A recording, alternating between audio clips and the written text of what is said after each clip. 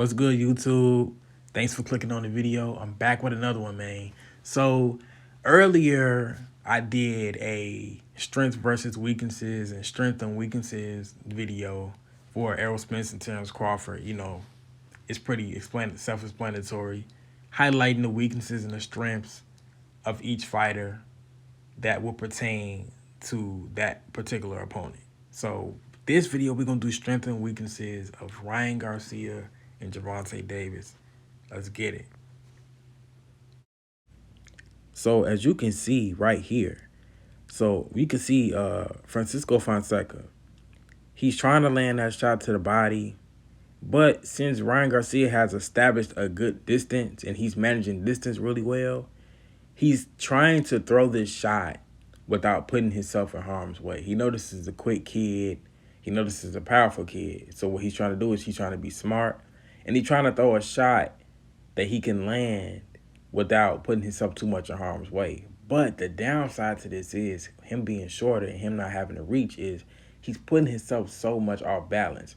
Look at Ryan's balance compared to his. He doesn't look as strong as Ryan. His base isn't solid. His balance isn't solid. And Ryan looks like the stronger guy in his stance. So this is the aspect of Ryan's game that goes overlooked, his distance management, especially against shorter opponents. So he having to put himself in harm's way kind of takes away from his game plan just because he's just smaller than him.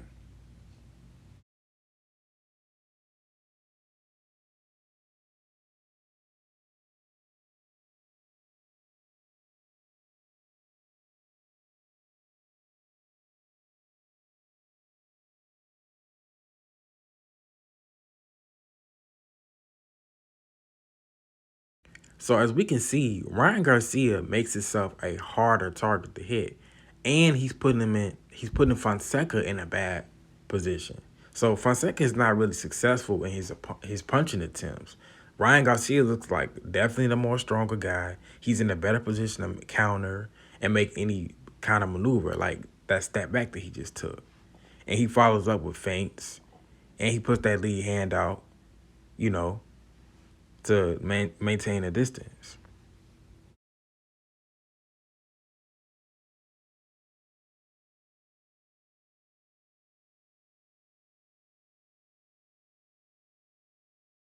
So check this out. We got Ryan Garcia. He's feinting. He's utilizing feints. And he's also measuring with the jab. He putting that lead hand out there to measure. He's feinting. So this is smart boxing. This is a smart boxer right here. This is what smart boxers do. He's feinting. Feinting and using your lead hand are equally good range finders. You feint and see how a guy reacts to it. You put the lead hand out to see where the range is at, and that sets up any punch that you want to throw using that lead hand. So if he can use the lead hand, he can feint just to get a good feel for where Fonseca is really at, and how he's reacting to the feints, how he's reacting to him trying to set it up, setting up the lead hand and things of that nature. So this is smart boxing right here. He's doing a good job.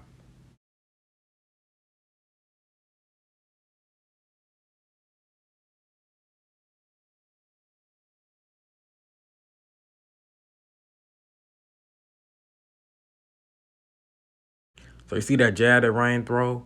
It's doing multiple different things. It's keeping him at bay, and it's also being a range finder. So it's a range finder for him, and it's keeping him at bay. But look at the position that he's in once again. So already, just off Ryan reach, quickness, his ability to utilize feints and things like that, it's making him settle for those weak shots to the body that's causing him to go off balance, which Ryan is trying to get the timing down as well. So he's getting the timing down. He's getting the range down. He's a really quick guy. So it's only going to take a couple times for you to keep doing that. If that's the only thing that he has, Ryan is understanding, okay, he's trying to touch my body. I'm going to take a couple steps back, and I'm going to time this dude when he tries to come. Boom. I got him. So I want people to understand what's actually going on here. If you realize and you've been paying attention, and if you watch this fight, Ryan Garcia hasn't got hit with a clean shot to the head yet. He might have got touched to the body partially, but and even if he did, it's only one little shot. That's not enough.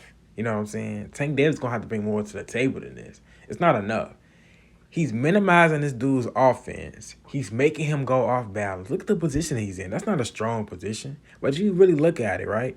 Ryan Garcia is fully prepared to get the timing down, to counter, to get out of the way, to get himself out of punch range. This got to be good boxing, you know. Ryan Garcia doing a hell of a job against this dude. He's in total control of this fight. Has not got hit with a good headshot yet.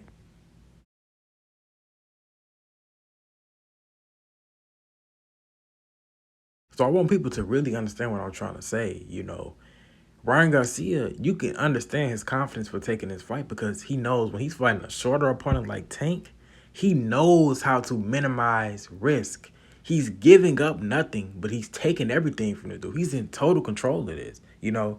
So, like I said, the main thing that you want to take away from this video is Ryan Garcia understands how to fight with distance. He understands how to set up fast and powerful shots. He's not just the guy that just going in there looking for the knockout. No, he know how to set that power shot up, you know.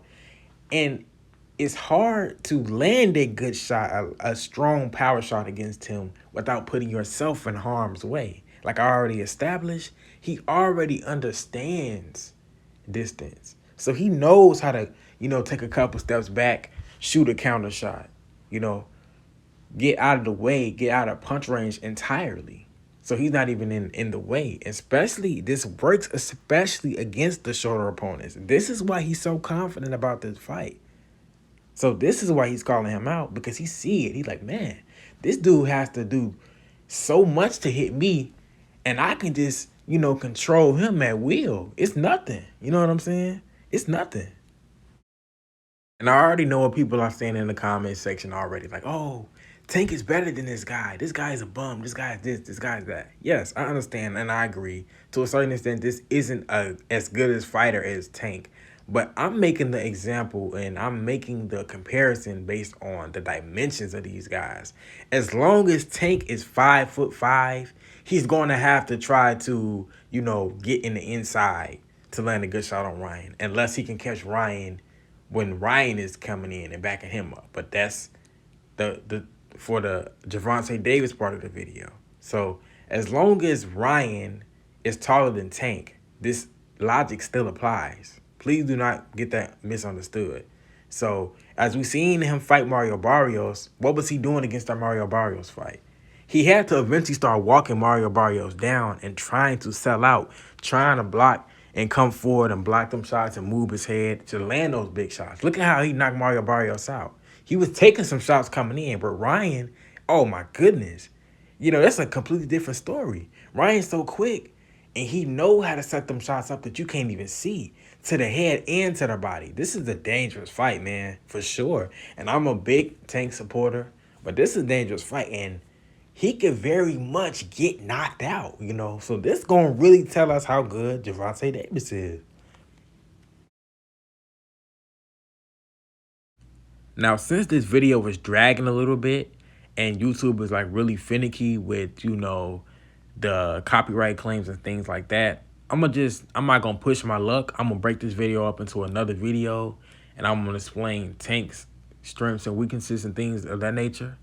But I'm going to conclude with this. So what we can take away from this video and what I take away from watching Ryan Garcia fight is basically what we learned is Ryan is a lot harder to hit than we think he is. We must understand that he does know how to maintain distance.